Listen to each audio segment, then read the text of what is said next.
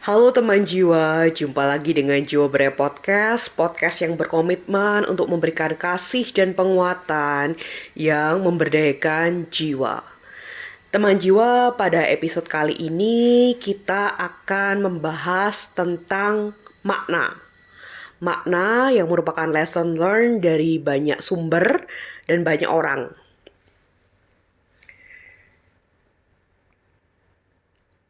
Beberapa bulan lalu saya menonton podcast dari Bapak Gita Wirjawan, podcast Endgame, dengan bintang tamu Dr. Yu Hazan.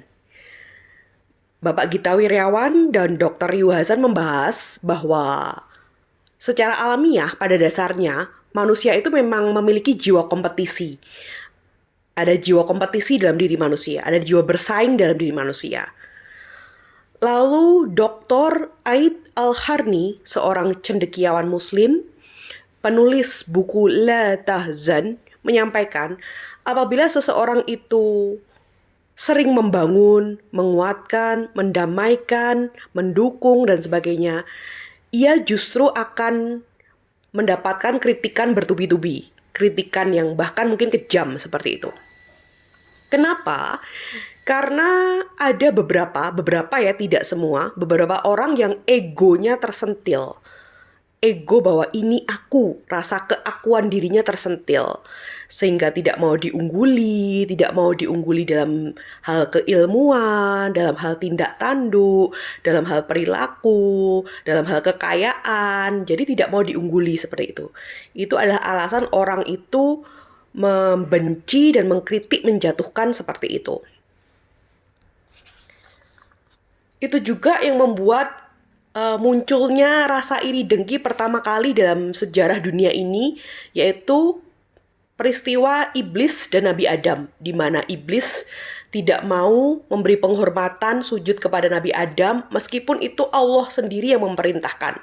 Karena apa? Karena iblis ego itu tadi, merasa api, bahwa Adam itu dari tanah, tanah itu tidak lebih baik dari api itu. Keakuannya tinggi, egonya tinggi sebetulnya. Hal ini bisa diatasi dari lesson learned atau kebijaksanaan dari kakak tingkat saya saat saya kuliah di Mapro UGM dulu, Mbak NPR.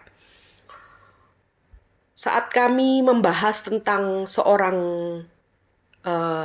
psikolog lain, saat itu saya sedang main di kos Mbak NP untuk minta tolong Mbak NP mengkoreksi laporan PKPP saya, praktik kerja profesi psikologi seperti itu.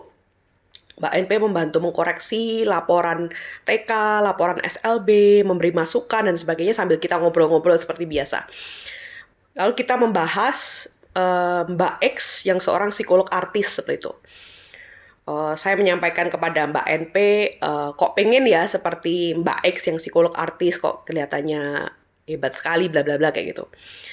Mbak NP, kakak tingkat saya menyampaikan, aku sih santai ya lah ya. Ya udahlah, mungkin itu emang rezekinya. Rezekiku mungkin dalam hal lain, atau mungkin aku aja yang kurang peka untuk memahami dan menyadari rezekiku yang sudah dianugerahkan Tuhan. Udahlah, ya udah, mungkin itu memang rezekinya, ya udah kayak gitu. Hal ini juga membuat saya berefleksi dari sharing dengan seorang teman dosen.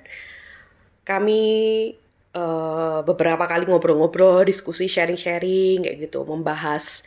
Saat itu kami mendiskusikan seorang teman dosen lain yang sultan ya, dosen sultan seperti itu, karena dosen tapi mapan dan sebagainya, dan kaya dan juga berprestasi seperti itu.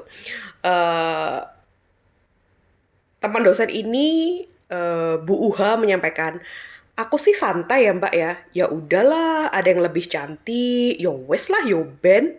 Lebih pintar, lebih kaya, yo wes lah yo ben, seperti itu. Teman-teman, dunia ini semakin cepat melaju ya, sehingga persaingan semakin tinggi dan itu merupakan tuntutan dunia. Tuntutan dunia itu bersaing, hebat-hebatan, keren-kerenan seperti itu. Sehingga kita perlu belajar bersaing secara sehat. In my humble opinion, in my personal opinion, cara utama, prinsip utama supaya kita mampu bersaing secara sehat cuma satu. Do not harm others and just focus improve ourselves. Jangan menyakiti orang lain, jangan menjahati orang lain, jangan memfitnah orang lain. Cukup fokus memperbaiki diri, meningkatkan kualitas diri, memperbaiki kekurangan, memperindah kepribadian dan sebagainya. Nggak perlu jadi ibu peri, bapak peri yang suka menolong, penuh empati, penuh kasih sayang, nggak perlu. Cukup do not harm others.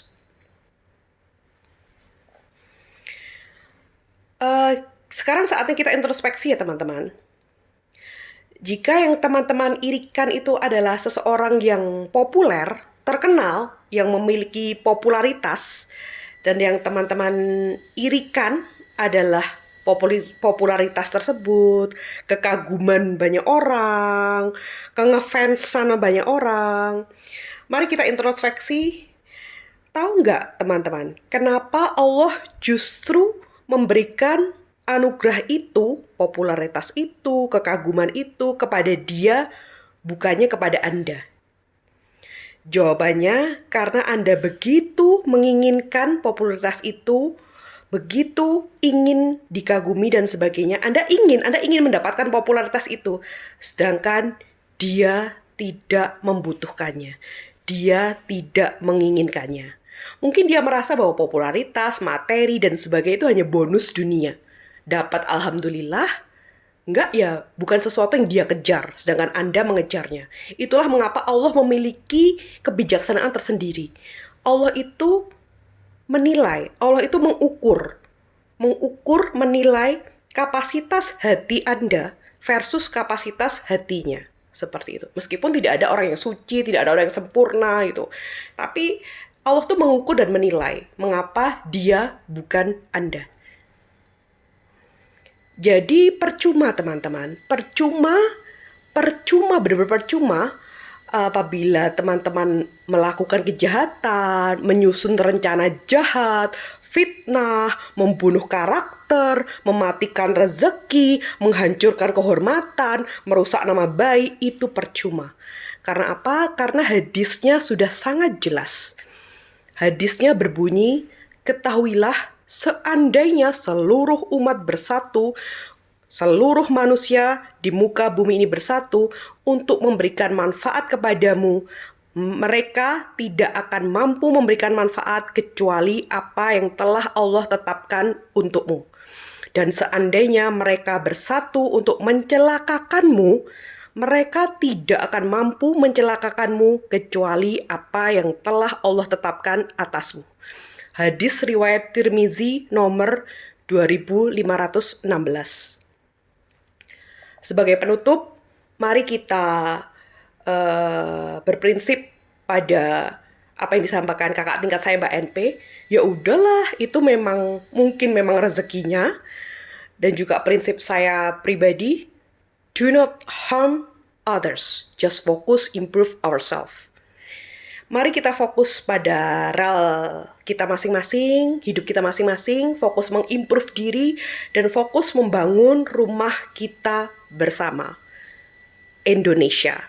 Sesederhana apapun upaya untuk membangun Indonesia tersebut. Karena Indonesia adalah rumah kita bersama. Sekian, salam bertumbuh dan berdaya, salam teman jiwamu.